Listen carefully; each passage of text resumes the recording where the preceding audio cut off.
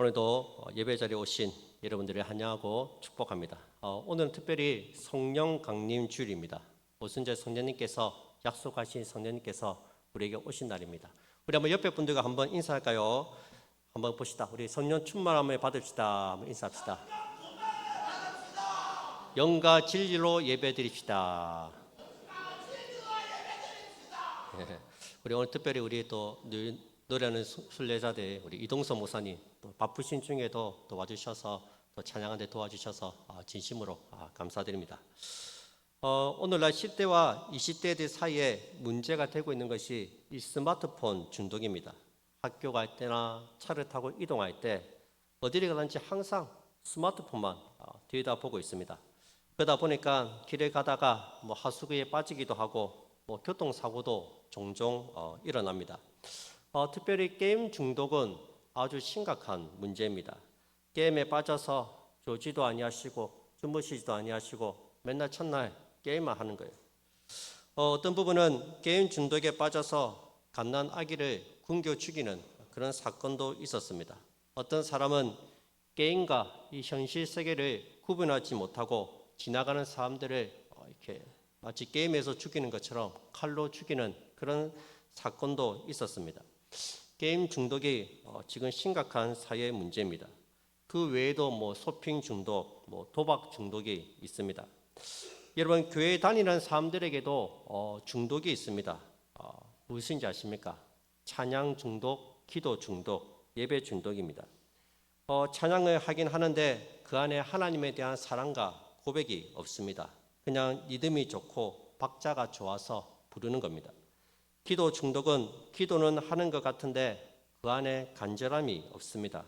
기도한 내용대로 이루어진다는 기대감도 없습니다. 그냥 형식적으로 기도를 합니다. 마치 바리새인들처럼 증언부언하는 기도입니다. 예배 중독자들도 있습니다. 매주 하나님께 나와 예배는 드리지만 예배의 기쁨도 감격도 없습니다. 예배 시간에 하나님을 만났다는 사람이 없다는 거예요. 그냥 습관적으로 주일날 교회 와서 출석 체크만 하고 갑니다. 어떤 분들은 예배에는 관심이 없고 섬기는데 바쁩니다. 물론 교회에서 섬겨야 하지만 제1순위는 하나님께 먼저 예배를 드리는 겁니다. 우리는 교회에 섬기러 오는 것이 아니라 하나님께 예배 드리러 오는 것입니다. 오늘은 예배에 대해서 함께 말씀을 나누고자 합니다. 예배가 무엇이고 예배 드리는 자세가 어떠해야 하는지 말씀을 통해서 함께 나누고자 합니다. 오늘 본문 말씀은 제가 2주 전에 오후 예배 시간에 나누었던 말씀입니다. 다들 기억하시죠? 기억을 못 하시는 눈치인데 제가 이 사마리아 여인이 예수님과 대화하는 가운데 이렇게 예수님을 만났지 않습니까? 처음에는 웬 유대인 남자가 내게 물을 좀 달라 이야기를 하니까 일단 기분이 나쁩니다. 나는 사마리아 사람인데 유대인들은 사마리아인들과 상종을 하지 않는데 이 낯선 유대인 남자가 나한테 와서 언제 봤다고 물을 달라 하니까 기분이 나쁜 거예요. 그러자 예수님께서 만약에 내가 누구인지 안다면 네가 나에게 물을 달라 했을 것이다. 그렇게 말씀하십니다. 그러면서 뜬금없이 남편을 데려오라고 하십니다. 16절 말씀입니다. 이르시되 가서 네 남편을 불러오라. 여러분 이상하지 않습니까? 물을 달라는 여인에게 남편을 데리고 오라고 말씀하십니다.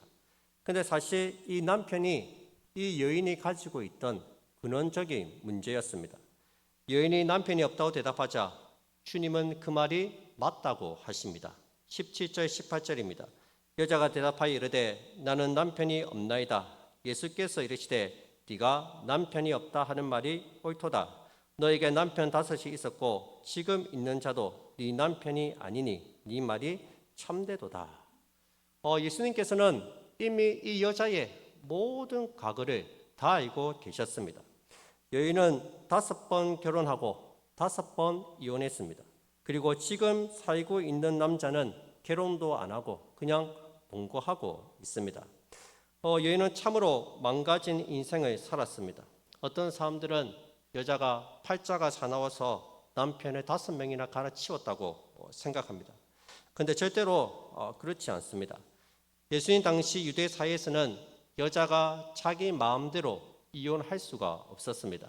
그때는 우리나라처럼 옛날에 그 유교 사회처럼 남성 중심 사회였습니다. 우리가 오병이어 기적을 보면 남자만 5천 명이 먹었다고 하잖아요.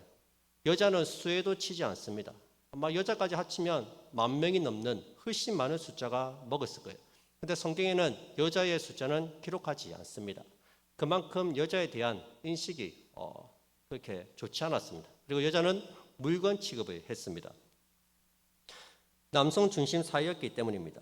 그래서 여자가 남편에게 정당하게 이혼할 수 있을 때는 남편이 오물수고자이거나 남편의 몸에서 심한 악취가 나서 더 이상 같이 붙어 있을 수 없을 때 이혼을 요구할 수 있었습니다. 또 남편이 아내의 품위를 손상시키는 일을 강요하거나 남편이 나병이나 종양에 걸린 경우에도 이혼을 요구할 수 있었습니다. 그 밖의 경우에는 이혼을 요구할 권한이 오직 남편에게만 있었습니다. 결론적으로 이 여자가 5번 이혼했다는 것은 5번 남편에게 버림을 받았다는 것입니다. 뭔가 사연이 있을 것 같은데 성경은 그 이유에 대해서 전혀 말씀하고 있지 않습니다. 그러나 여인의 마음은 짐작할 수 있습니다. 여자로 태어나서 사랑하는 남자에게 사랑받지 못하고 버림을 받을 때, 그것도 5명의 남자에게 버림을 받을 때 그 상처가 얼마나 크겠습니까? 그런 것도 모르고 동네 사람들은 이혼을 5번 했다고 여자를 비난하고 욕을 했습니다. 상처와 아픔으로 여인은 사람들을 피하게 되었고 왕따처럼 사람들이 없는 정오에 나와서 물을 기르러 온 것입니다. 여인은 자신의 모든 스토리를 알고 있는 예수님을 보고 깜짝 놀랐습니다.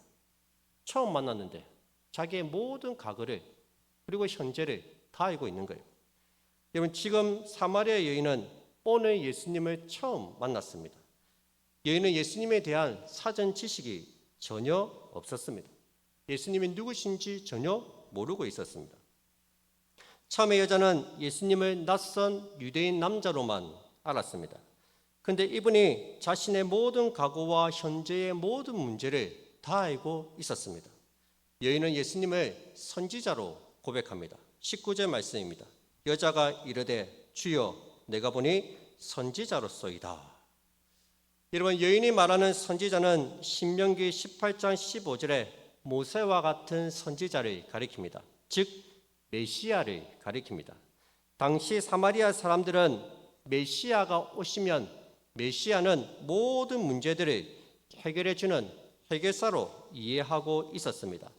25절을 한번 보시기 바랍니다. 여자가 이야기하지 않습니까? 여자가 이르되 메시아 곧 그리스도라 하는 이가 오실 줄을 내가 아노니 그가 오시면 모든 것을 우리에게 알려주시리이다. 당시 사마리아 사람들은 메시아가 오면은 모든 것을 다 알려주실 것이라고 믿고 있었습니다. 내가 가지고 있는 모든 문제들, 고민들, 왜 우리 가정에, 왜 우리 자녀들에게 이런 어려움이 있는지 그 모든 이유를 메시아가 오시면 다 해결해 주실 것이라고 믿었다는 겁니다. 제가 좋아하는 찬양 중에 그날에라는 찬양이 있습니다. One Day라는 찬양인데 제가 가사를 한번 읽어드리겠습니다. 그날 모두 알게 되리 예수 모든 답을 얻게 되리 모든 걱정 사라지리 그날에 우리가 천국 가면 영원한 기쁨 주와 나누리 주의 얼굴 뵐 때 승리의 노래 부르리. 여러분, 그날이 언제입니까? 우리가 천국 가는 그날입니다. 우리가 천국 가는 그날에 모든 것을 알게 될 것이라고 말합니다. 모든 답을 얻게 될 것이라고 말합니다. 우리가 지금 왜 이런 어려움을 당하고 있는지, 왜 이런 문제가 생겼는지 그날에 우리는 모든 문제의 답을 알게 될 것이라고 이야기하고 있다는 것입니다. 여러분, 지금 여인이 하는 말이 무엇입니까? 메시아, 그가 오시면 모든 답을 알고 해결해 주실 것이라고 고백하고 있는 거예요. 여러분, 만약에 그동안 힘들고 아파했던 풀리지 않았던 문제들에 대한 해답을 줄 수 있는 분을 만난다면 여러분들은 어떻게 하시겠습니까? 당연히 물어보지 않겠습니까? 하나님, 왜 우리 가정에 이런 일이 일어나는 겁니까? 왜 우리 자녀들에게 이런 일들이 일어나는 것입니까? 제 인생은 왜 이렇게 꼬였습니까? 무엇이 문제입니까? 그만큼 기도했는데 왜 하나님은 기도에 응답을 주시지 않는 겁니까? 대부분의 사람들이 그분 앞에 자신의 모든 문제들을 다 내려놓고 상담을 받을 것입니다. 그리고 해결책을 받을 것입니다. 우리가 사마리아 여인이라면 당연히 자신의 신세를 한탄하면서 내가 왜 남편들로부터 버림을 받아야 하는지, 왜 이런 고통을 당해야 하는지, 언제까지 이렇게 사람들을 피해서 다녀야 하는지 그 이유에 대해서 물어보고 해결해 달라고 요청하지 않겠습니까? 그러나 여러분, 여인은 그렇게 하지 않았습니다. 그녀는 인생의 모든 해답을 가지고 계신 분에게 신세 한탄하지 않았습니다. 왜 이런 일이 나에게 일어나냐고 문제에 대한 해결책도 구하지 않았습니다. 그녀가 예수님께 한 질문은 놀랍게도 예배에 관한 질문이었습니다. 20절 말씀입니다. 우리 조상들은 이 산에서 예배하였는데 당신들의 말은 예배할 곳이 예루살렘에 있다 하더이다. 여러분, 지금 이 여인이 지금 무슨 질문을 하고 있습니까? 예배에 대해서 묻고 있습니다. 어디서 예배를 드려야 하느냐는 거예요. 어디서? 하나님께 예배드리고 싶은데 어디에서 예배를 드려야 됩니까? 우리 조상들은 여기서 예배를 드리면 된다 하는데 유대인들은 저 예루살렘에서 예배를 드려야 된다고 합니다. 주님, 도대체 어디에서 예배를 드려야 됩니까? 여러분, 그녀는 다 알고 있었습니다. 우리를 둘러싼 모든 문제들은 예배를 통해서 해결된다는 사실을 그녀는 알고 있었다는 겁니다. 하나님께 예배드리고 싶은데, 내가 하나님을 만나고 싶은데, 내가 하나님을 간절히 찾고 싶은데 하나님은 도대체 어디에 있습니까? 이 산에 계십니까? 아니면 저 예루살렘에 계십니까? 도대체 하나님은 어디 계십니까? 제가 하나님을 만나고 싶습니다. 제가 하나님을 예배드리고 싶습니다. 하나님은 도대체 어디 있냐고 묻고 있다는 거예요. 여러분, 지금 여인은 간절하게 하나님을 찾고 있습니다. 우리는 여인의 질문에서 예배에 대한 그녀의 갈급함을 발견할 수 있습니다. 여러분, 우리네 인생의 모든 문제들은 예배를 통해서만 해결된다는 사실을 꼭 믿으시기 바랍니다. 이 여인의 망가진 삶은 예배가 혼돈된 삶을 상징적으로 보여주고 있습니다. 예배가 혼돈되고 올바른 예배가 드려지지 않을 때 우리의 삶도 피폐해지고 메말라져 간다는 것입니다. 여러분, 삶이 힘들고 고달프십니까? 답답하고 속상한 문제가 있습니까? 요즘에 기도도 안 되고 기쁨도 없고 예전의 열정과 열심히 식으셨습니까? 뭔가 답답하고 공허하십니까? 여러분, 예배의 자리로 나오시기 바랍니다. 예배가 회복되어야 합니다. 주님은 여인의 상처와 아픔을 아시듯이 우리의 모든 것을 다 알고 계십니다. 그 갈급한 심령으로 하나님을 찾고 하나님께 예배드리시기 바랍니다. 예배의 회복이 삶의 회복입니다. 예배가 회복되지 않으면 삶의 모든 부분들이 흔들릴 수밖에는 없습니다. 경험했잖아요. 작년에 얼마나 힘들었습니까? 예배가 회복되지 않으니까 삶도 가정도 다 힘들잖아요. 예배가 회복돼야 돼요. 여러분 보세요. 우리가 보기에는 이 여인이 지금 하나님을 찾고 있는 것 같습니다. 근데 지금 하나님께서 여인을 찾고 있습니다. 23절 하반절에 보시면 아버지께서는 자기에게 이렇게 예배하는 자들을 찾으시느니라. 여인이 지금 하나님을 찾고 있는 것 같은데 그게 아니에요. 하나님이 지금 여인을 찾고 있다는 거예요. 여러분, 하나님께서 지금 여러분들을 애타게 기다리고 계십니다. 예배의 자리에서 하나님을 만나기를 원하십니다. 여러분, 예배의 자리로 나오시기 바랍니다. 힘들고 어려울수록 더 많이, 더 자주 예배의 자리에 나와야 됩니다. 어려운 일이 만날수록 더 가까이 주님께로 붙어야 됩니다. 더 주님께 기도하고 더 주님을 찬양하고 더 주님을 예배해야 됩니다. 힘들수록 더 주님께 나가는 거예요. 간절히 주님을 찾고 찾아서 꼭 주님을 만나는 우리 모든 성도님들이 다 되시기를 주님 이름으로 축복드립니다. 그렇다면 예배는 어떻게 드려야 합니까? 여자는 예배 드리는 장소에 대해서 질문을 했습니다. 어디서 예배를 드려야 됩니까? 여자의 질문에 예수님은 두 가지를 말씀하십니다. 먼저는 예배의 대상입니다. 그 다음은 예배할 때입니다. 먼저 예배의 대상이 중요합니다. 여러분, 예배는 장소가 중요하지 않습니다. 하나님은 이 산에 계신 것도 아니고 저 산에 계신 것도 아닙니다. 하나님은 어디든지 다 계십니다. 그분은 영이시기 때문에 어디든지 다 계십니다. 중요한 것은 예배의 대상입니다. 아버지께 예배를 드려야 됩니다. 21절에 보시면 예수께서 이르시되 여자여 내 말을 믿으라. 이 산에서도 말고 예루살렘에서도 말고 너희가 아버지께 예배할 때가 이르리라. 23절에 보시면 아버지께 참되게 예배하는 자들은 하시고 아버지께서는 자기에게 이렇게 예배하는 자들을 찾으시니라 말씀하십니다. 역시 아버지가 예배의 대상임을 두 번이나 강조하고 있습니다.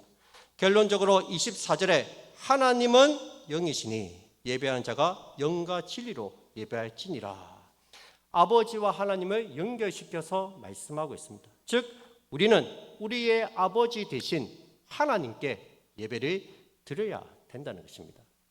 여러분, 예배는 하나님 아버지께 드리는 것입니다. 하나님의 아버지로 고백할 수 있는 하나님의 자녀만이 하나님을 예배할 수 있다는 것입니다. 오늘날 구도자 예배니 열린 예배니 해서 점점 예배가 사람 중심으로 사람에게 자꾸만 초점을 맞추고 있습니다. 어떻게 하면 사람들이 편하게 예배 드릴까? 어떻게 하면 사람들이 예배 드리는데 불편함이 없을까? 사람에게만 초점이 맞추어져 있습니다. 내가 어떻게 하면 하나님의 기뻐하시는 예배를 드릴 수 있을까? 어떤 마음으로 하나님께 나가서 하나님을 예배할까? 하나님 중심으로 예배 드리지 않는다는 거예요. 요즘에는 보시면 교회가 극장이 되었습니다. 극장에서 영화를 보듯이 예배의 구경꾼들이 많이 있습니다. 스크린만 보면 성경책도 띄워주고 찬송가도 띄워주니까 성경책도 안 가져옵니다. 가져와도 설교 시간에 한 번 읽고 덮어버립니다. 그래서 오늘날 성도들이 덮어놓고 믿는다 하잖아요. 얼마나 믿음이 좋은지 다 덮어놓고 믿습니다. 성경책도 덮고. 오늘날 개신교회의 가장 큰 위기는 예배의 위기입니다. 성도들이 예배를 중요하게 생각하지 않습니다. 예배는 그냥 시간이 되면 가고 시간이 안 되면 안 가고 바쁜 일이 생기면 바쁜 일 보러 가고 예배는 항상 2순위예요. 2순위. 1순위가 아닙니다.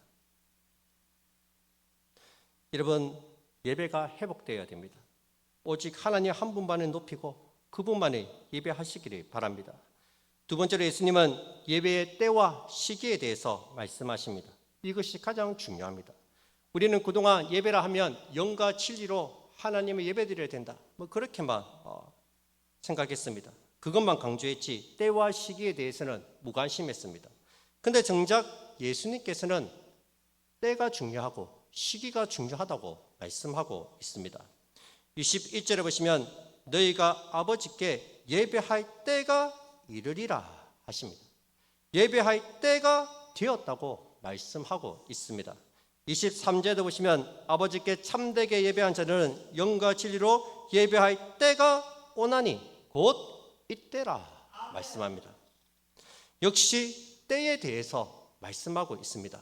진정으로 예배할 때가 올 것인데 지금이 바로 그 때라고 말씀하고 있습니다. 이제야 제대로 하나님을 예배할 때가 되었다는 말씀입니다. 여러분, 이스라엘 백성들은 예배의 전문가들입니다. 구약 시대부터 지금까지 얼마나 많은 예배를 하나님께 드렸습니까? 그동안 얼마나 많은 가축과 짐승들을 잡아서 하나님을 예배했는지 모릅니다. 그렇게 수많은 예배를 드렸지만 예수님은 지금이 바로 하나님을 예배할 때라고 말씀하고 있습니다. 왜 그럴까요? 여러분, 구약시대 예배와 오늘날 우리가 드리는 예배에는 차이가 있습니다. 가장 큰 차이는 예배의 대상인 하나님에 대한 인식이 다릅니다. 예수님이 오시기 전까지 구약시대는 하나님에 대해서 온전히 잘 알지 못했습니다. 부분적으로만 알고 부분적으로만 믿고 부분적으로만 예배를 드렸습니다. 하나님에 대해서 아는 것이 한정되어 있었습니다. 구약시대의 하나님은 어떤 하나님입니까? 무서운 하나님이십니다. 말을 듣지 않으면 혼을 내시고 벌을 내리시는, 심지어 죽이기도 하시는 무서운 분이셨습니다. 그래서 벌받지 않으려고 형식적으로 예배를 드렸습니다. 그런데 신약시대는 예수님을 통해서 하나님이 어떤 분이신지 온전하게 알게 되었습니다. 예수님은 자신의 삶을 통해서 하나님이 어떤 분이신지 우리에게 가르쳐 주셨습니다. 요한복음 14장 9절에 보시면 빌립이 예수님께 우리에게 하나님을 보여달라고 요청합니다. 그때 예수님이 하신 말씀이 무엇입니까? 나를 본 자는 아버지를 보았거늘 어찌하여 아버지를 보이라 하느냐. 나를 잘 봐라. 내가 하는 말, 내가 하는 행동, 나를 보면 아버지를 알 수 있다 말씀하십니다. 예수님의 삶이 하나님을 보여주는 거울입니다. 사람들이 가늠하다 현장에서 붙잡힌 여인을 데리고 왔습니다. 율법에 의하면 이 여인은 돌로 쳐 죽여야 됩니다. 그러나 예수님께서는 그 여자의 죄를 용서해 주셨습니다. 너희 중에 죄 없는 자가 먼저 돌로 치라 말씀하셨습니다. 여러분, 이것이 아버지의 마음입니다.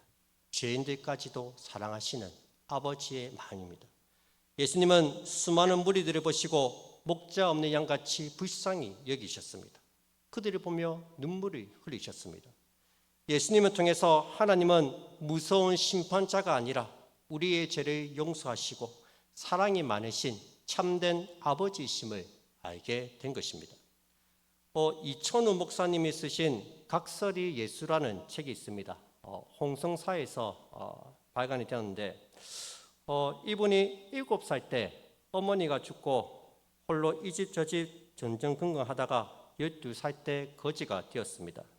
거지가 되어서 전국을 돌면서 살아가던 어느 날 폭력배에게 납치되어서 소매치기 서굴로 끌려가게 되었습니다. 옛날에 소매치기들이 굉장히 많았잖아요. 그곳에서 20여일 동안 소매치기 교육을 받고 서울역으로 첫 실습을 나가게 되었습니다. 시골에서 갓 상경한 아주머니가 이제 대상이었습니다. 먼저 바람잡이가 아주머니의 시선을 이렇게 한눈을 파게 만들면 다른 사람이 가서 면도칼로 이렇게 빼기째 가방을 착 밑에 찢는 거예요. 그러면 이제 지갑이 떨어지면 이천우가 가서 지갑을 탁 잡아서 이제 가지고 오면 됩니다. 근데 이 지갑을 훔치려는 순간에 불현듯 어린 시절 주일학교 선생님이 하신 말씀이 기억이 나는 거예요. 예수 믿는 사람들은 절대로 도둑질하지 않습니다. 이 선생님이 10계명을 가르쳐 주시면서 8계명에 도둑질하지 말라. 이 계명이 생각이 나는 거예요. 그래서 아주머니한테 얘기했어요. 아주머니 들으면 안 되니까 속삭이듯이 아주머니 소매치기입니다. 빨리 도망가세요. 아주머니가 못 들은 거예요. 근데 그 옆에 있던 다른 일행이 다른 소매치기 일당이 들은 거예요. 이게 어디 잡아다가 공사장에 데리고 가서 진짜 죽도록 얻어맞았다 합니다. 맞다가 실신하면 물을 붓고 또 때리고 또 실신하면 물을 붓고 또 때리고 온몸이 피투성이가 되었습니다. 그렇게 이제 쓰러져서 실눈을 잠깐 떴는데 이 소매치기 일당들이 이제 없어진 거예요. 자리에 비운 거예요. 그 사이에 내가 여기 있다가는 맞아 죽겠다 싶어서 거기가 공사장 2층이었답니다. 2층. 밑에는 이게 병 조각들이 한 것 쌓여 있는 거예요. 죽기 사기로 막 뛰었던. 병 조각 위에 뛰니까 이게 가뜩이나 맞아서 온몸이 멍자국인데 이게 병 조각까지 몸에 박혀서 온몸이 피투성이가 되었다고 합니다. 여러분 얼마나 많이 피를 흘렸겠습니까? 결국 가다출혈로 쓰러졌습니다. 눈을 떠보니까 한 거지가 사는 움막이었습니다. 이 거지가 이 피부에 박힌 유리 파편을 핀셋으로 하나 집어가지고 빼주고 있는 거예요. 여러분 유리 가루는 핀셋으로 뽑을 수가 없어요. 그러니까 자기 혀로 다 하나하나 핥아서 유리 가루를 다 뽑아주는 거예요. 여러분 그러니 혀가 찢어지고 혀에서 피가 납니다. 그렇게 정성껏 자기를 치료해 주었습니다. 실눈을 떠보니까 누군가 자기를 치료해주고 있는데 이 혓바닥으로 핥아서 막 자기의 유리가루를 다 이렇게 빼주고 있는 거예요. 그 모습을 보면서 저분이 바로 예수님이시구나. 예수님이 다시 인간의 모습으로 오신다면 이 사람과 같겠구나. 그런 생각이 들었다고 합니다. 이천호 목사님은 그 거지를 각설이 예수라고 불렀습니다. 여러분, 이것이 예수님의 십자가의 사랑입니다. 예수님은 우리 같은 죄인들을 구원하시기 위해서 십자가에서 보배로운 피를 흘리셨습니다. 그분은 우리를 사랑하시되 끝까지 우리를 사랑하셨습니다. 이 얼마나 크고 놀라운 하나님의 사랑과 은혜입니까? 우리가 예배를 드릴 때 이 하나님에 대한 사랑과 은혜에 대한 감격을 가지고 예배를 드려야 된다는 것입니다. 구약시대에는 이런 하나님을 모르고 예배를 드렸습니다. 그런데 우리는 하나님의 사랑을 경험했잖아요. 십자가의 그 은혜와 사랑을 경험하지 않았습니까? 나를 구원해 주신 그 은혜와 사랑에 감격해서 그 하나님께 예배를 드려야 된다는 것입니다. 이제 때가 되었다는 거예요. 이제 너희가 진정으로 하나님의 예배할 때가 되었다는 거예요. 네가 만난 그 하나님, 나를 십자가에서 용서해 주신 그 하나님, 그 하나님에 대한 은혜와 사랑에 감격하는 마음으로 하나님의 예배 드리라는 거예요. 그 시기가 되었다고 말씀하고 있다는 것입니다. 여러분, 예배는 아무나 드리는 것이 아닙니다. 오직 구원받은 하나님의 자녀만이 하나님 아버지께 예배 드릴 수가 있습니다. 내가 하나님의 자녀이기 때문에 하나님의 예배 드리는 거예요. 이게 얼마나 크고 놀라운 은혜입니까? 이번 제4계명이 무엇입니까? 안식일을 기억하여 거룩하게 지키라 말씀하십니다. 뭘 기억하라는 겁니까? 신명기 5장 15절에 보시면 너는 기억하라. 네가 애굽 땅에서 종이 되었더니 네 하나님 여호와가 강한 손과 편팔로 거기서 너를 인도하여 내었나니 그러므로 네 하나님 여호와가 내게 명령하여 안식일을 지키라 하느니라. 너를 구원하신 하나님을 기억하고 예배를 드리라는 거예요. 우리 매주일마다 교회에 나와서 예배 드릴 때마다 이 십자가의 사랑과 은혜를 기억해야 됩니다. 나 같은 죄인이 하나님의 자녀로 삼아주시다니, 이 얼마나 크고 놀라운 하나님의 은혜입니까? 그렇게 교회 가지고 믿자고 해도 안 믿는 사람들이 그렇게 많은데 나는 왜 그게 믿어졌지? 나는 왜 교회 가고 싶어졌지? 하나님의 은혜가 놀랍다. 이 은혜와 사랑에 대한 감격을 가지고 주님께 예배를 드리라는 것입니다. 여러분, 우리의 찬양 가운데 하나님의 사랑과 은혜에 대한 감격이 묻어나와야 합니다. 기도 가운데 정말로 친아버지와 대화하듯이 간절함이 있어야 합니다. 말씀을 들을 때 이 말씀이 나를 사랑하는 아버지가 주시는 생명의 말씀인 줄 알고 받아 먹어야 합니다. 오늘 저와 여러분들의 예배가 회복되었으면 좋겠습니다. 정말로 늪푸른 좋은 교회는 정말로 예배의 간격이 있는 교회구나. 정말로 하나님께 공부하는 그 은혜에 감사해서 하나님을 예배하는 예배자들이 많은 곳이구나. 그런 교회가 우리 교회가 되었으면 좋겠습니다.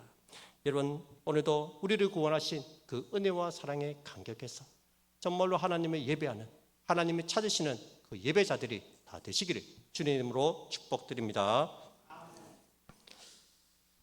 우리 찬양드리겠습니다. 찬송가 303장 찬양드리고 함께 기도하겠습니다.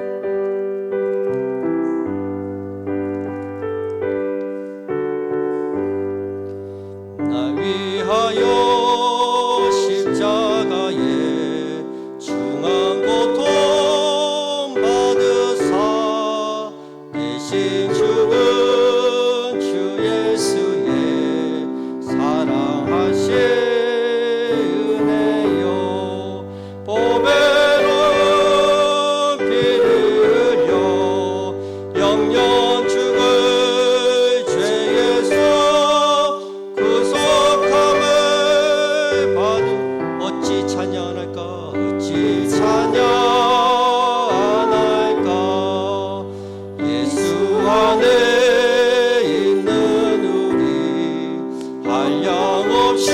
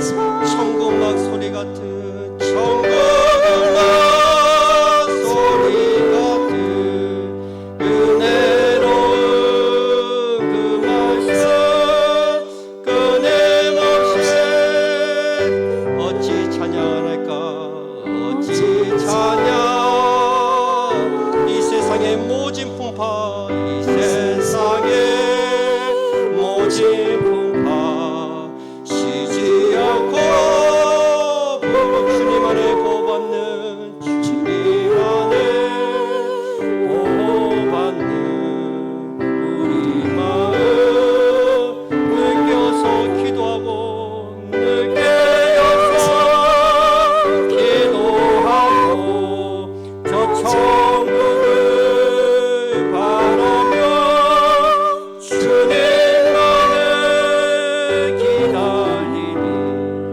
어찌 찬양할까. 그렇습니다. 우리 다 같이 한번 기도했으면 좋겠습니다. 어찌 찬양 안 할까. 나 위하여 십자가에 중한 고통 받으신 주님, 대신 죽인 주 예수의 살아가신 은혜와 보배로운 피를 흘려 영영 죽어의 죄에서 구속함을 받은 우리 어찌 찬양 안 할까. 이 세상 모진 풍파 쉬지 않고 불어도 주님 안에 보받는 우리 마음 편하고 느끼어서 기도하고 저 천국을 바라보며 주님만을 기다리니 어찌 찬양 안 할까. 여러분, 이 찬양의 고백이 우리의